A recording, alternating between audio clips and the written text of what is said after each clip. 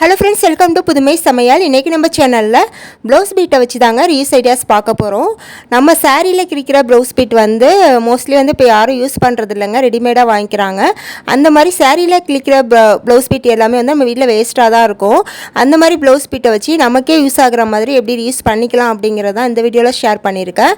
இது வந்து part 1 video தாங்க. இதுக்கப்புறம் நெக்ஸ்ட்டு பார்ட் 2 வீடியோ வரும். இந்த வீடியோவில் சொன்ன 2 ஐடியாவுமே உங்களுக்கு ரொம்பவே பயனுள்ளதாக இருக்கும். இதுக்கு வந்து நம்ம தையல் மிஷின்னா எதுவுமே தேவையில்லைங்க, ஊசி நூல் மட்டும் இருந்தால் போதும், சூப்பராக ரெடி பண்ணிடலாம். ஓகே, வாங்க இந்த சூப்பரான வீடியோக்குள்ளே போய் பார்க்கலாம்.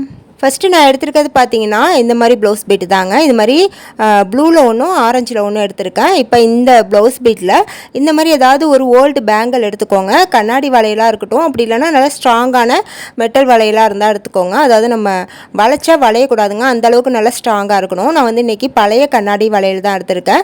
இப்போ இந்த கண்ணாடி வளையலை அந்த ப்ளவுஸ் பீட்டில் இந்த மாதிரி வச்சு சுருட்டி விட்டுக்கலாங்க. லைட்டாக சுருட்டி விட்டுட்டு நம்ம நூலை போட்டு நல்லா வந்து டைட்டாக கட்டி விட்டுடலாங்க. இந்த மாதிரி கட்டும்போது பார்த்தீங்கன்னா அது பிரிஞ்சு வெளியே வராதுங்க, நல்லா ஸ்ட்ராங்காக இருக்கும். நீங்கள் உங்களால் முடிஞ்ச அளவுக்கு நல்லா சுற்றி விட்டு கட்டி விட்டுக்கோங்க.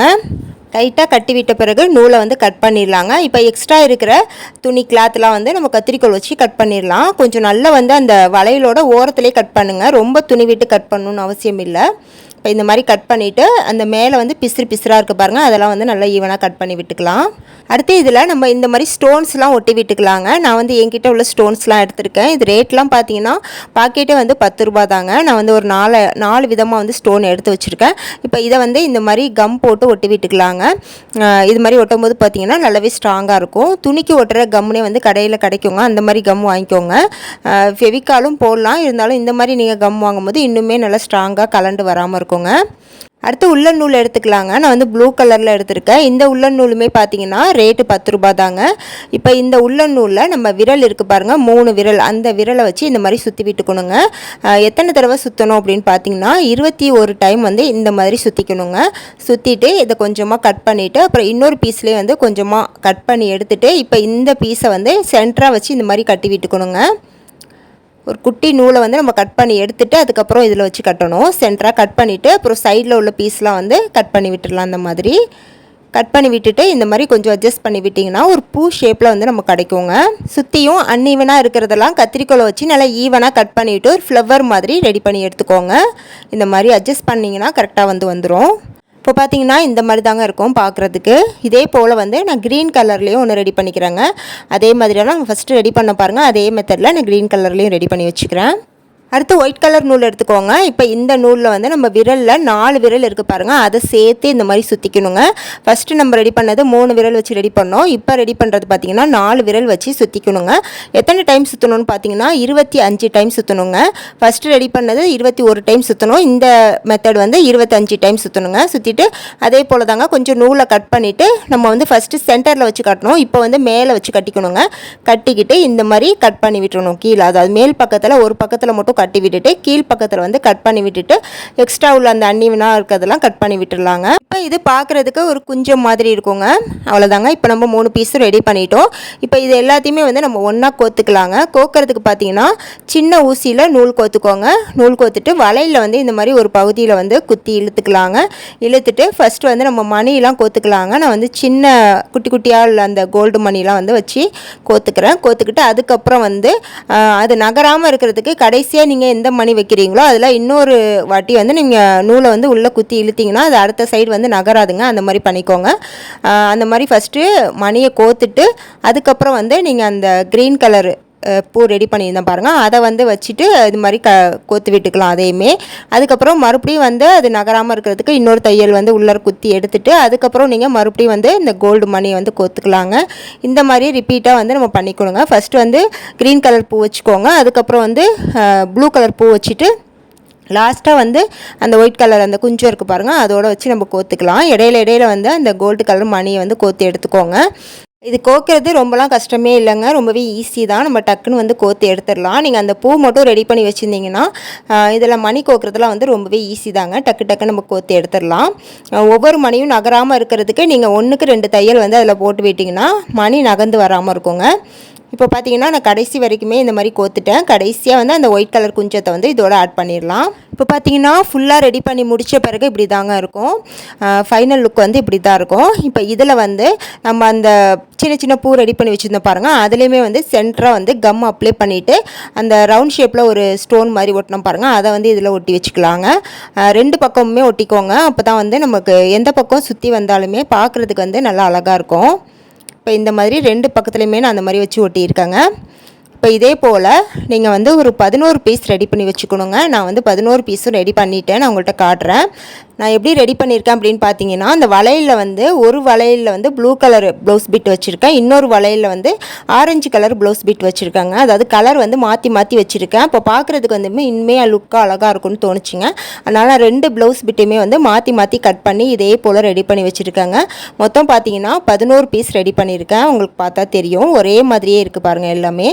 இப்போ இது எல்லாத்தையுமே வந்து நம்ம ஒன்றா ஜாயின் பண்ணுங்க. அது எப்படி ஜாயின் பண்ணுறதுன்னு பார்க்கலாம். இப்போ ஒரு பீஸ் வந்து எடுத்துக்கோங்க. அதில் வந்து சைடில் இந்த மாதிரி ஊசியில் நூல் கோத்து, அதுக்கப்புறம் வந்து அதில் வந்து மணி கோத்துக்கோங்க. மணி கோத்துட்டு அடுத்த பீஸோட இதை வந்து ஜாயின் பண்ணிக்கோங்க. அப்படி ஜாயின் பண்ணும்போது பார்த்தீங்கன்னா நமக்கு 2 பீஸ் வந்து ஜாயின் பண்ணியிருக்கிறது வந்து தெரியாதுங்க, நம்ம மணி கோத்துருக்கிறதுனால. அதுவுமே பார்க்கறதுக்கு ஒரு டிசைன் மாதிரி இருக்கும். இப்போ உங்களுக்கு தெரிஞ்சிருக்கும்னு நினைக்கிறேன் நான் எப்படி வந்து செய்கிறேன்ட்டு. இந்த மாதிரி தாங்க இடையில வந்து மணி கோத்துட்டு அதுக்கப்புறம் நீங்கள் 2த்தையுமே வந்து ஒன்றா ஜாயின் பண்ணிக்கோங்க. ஊசி நூல் வச்சு நல்லா இந்த மாதிரி டைட்டாக வந்து தச்சு விட்டுக்கோங்க. அது வந்து கலரவே கலராது. இதே போல் நம்ம எல்லா பீஸையுமே வந்து நம்ம ஒன்றோட ஒன்று ஜாயின் பண்ணி எடுத்துக்கலாம், 11 பீஸையுமே. இப்போ பார்த்தீங்கன்னா ஜாயின் பண்ணி முடித்த பிறகு இப்படி தாங்க இருக்கும். பார்க்குறதுக்கே எவ்வளோ நீட்டாக அழகாக இருக்குது பாருங்கள். இது வந்து நம்ம ப்ளவுஸ் பீட்டில் தான் ரெடி பண்ணோம் அப்படின்னு சொன்னால் யாருமே நம்ப மாட்டாங்க. அந்தளவுக்கு பார்க்குறதுக்கு ரொம்பவே சூப்பராக இருக்கும். இப்போ அடுத்தது பார்த்தீங்கன்னா சைடில் வந்து 2 பக்கம் வந்து இந்த மாதிரி உள்ளன் நூலை வந்து பெரிய ஊசியில் கோத்துட்டு இந்த மாதிரி கொஞ்சம் நாட் போட்டு எடுத்துக்கோங்க. ஆணியில் வந்து மாட்டி விடுற மாதிரி 2 பக்கமும் இதே மாதிரி ரெடி பண்ணி எடுத்துக்கோங்க. இப்போ இதை நம்ம ரூம் வாசலில் மாட்டி விட்டுக்கலாங்க. நான் மாட்டி விட்டுட்டு காட்டுறேன் பாருங்கள் எவ்வளோ ஒரு அழகாக இருக்குண்டு.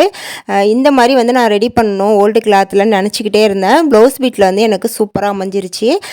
நீங்களும் உங்கள் வீட்டில் இது மாதிரி ப்ளவுஸ் பீட் இருந்துச்சுன்னா கண்டிப்பாக இந்த ஐடியா ட்ரை பண்ணி பாருங்கள். இதுக்கு வந்து நம்ம யூஸ் பண்ணியிருக்க பொருள் எல்லாமே வந்து விலை வந்து கம்மி தாங்க. நான் ஒரு 50 ரூபா ரேஞ்சுக்குள்ளேயே முடிச்சுட்டேன். இன்னுமே வந்து அதில் எனக்கு பெண்டிங்லாம் இருக்குது. அதனால் வந்து நீங்கள் ரொம்ப செலவு பண்ணணும் அப்படிங்கிற அவசியம் இல்லை. கொஞ்சம் வந்து செலவு பண்ணாலே நம்ம வீட்டை வந்து ரொம்பவே அழகு படுத்திடலாம். இப்போ இது எப்படி இருந்துச்சு அப்படின்ட்டு எனக்கு மறக்காமல் சொல்லுங்கள். இது வந்து நம்ம ரூம் வாசப்படியில் தான் மாட்டணும் அப்படின்னு இல்லை, நம்ம நில வாசல் இருக்க பாருங்கள் அதில் கூட மாட்டி வச்சுக்கலாங்க. பார்க்குறதுக்குமே ரொம்பவே அழகாக இருக்கும். இந்த ஐடியா எப்படி இருந்துச்சுன்னு மறக்காமல் கமெண்டில் சொல்லுங்கள்.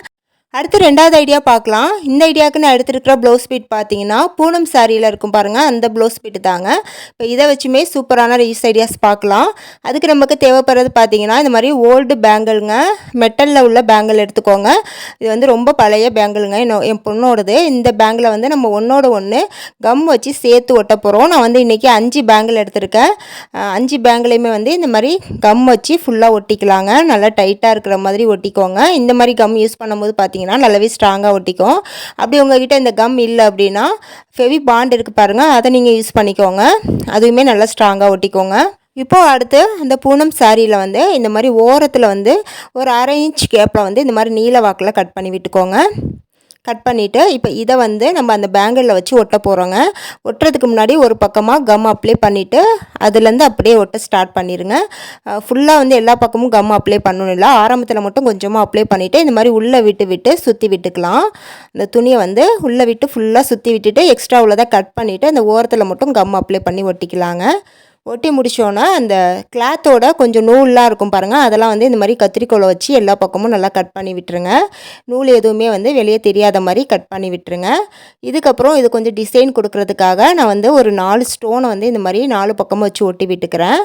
உங்களுக்கு விருப்பம் இருந்தால் அதை ஒட்டிக்கலாங்க, இல்லைனா நீங்கள் அப்படியே கூட யூஸ் பண்ணிக்கலாம். இப்போ இதே போல் நான் 2 பேங்கிள் வந்து ரெடி பண்ணியிருக்கேன் பாருங்கள். பார்க்குறதுக்கே எவ்வளோ சூப்பராக அழகாக இருக்குது பாருங்கள். என் பொண்ணுக்கு வந்து இது ரொம்பவே பிடிச்சிருந்துச்சி.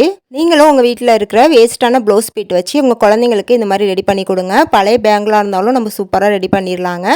பார்க்குறதுக்குமே ரொம்பவே அழகாக இருக்கும். ஓகே ஃப்ரெண்ட்ஸ், இந்த வீடியோவில் சொன்ன 2 ரீஸ் ஐடியாஸுமே உங்களுக்கு பிடிச்சிருக்குன்னு நினைக்கிறேன்.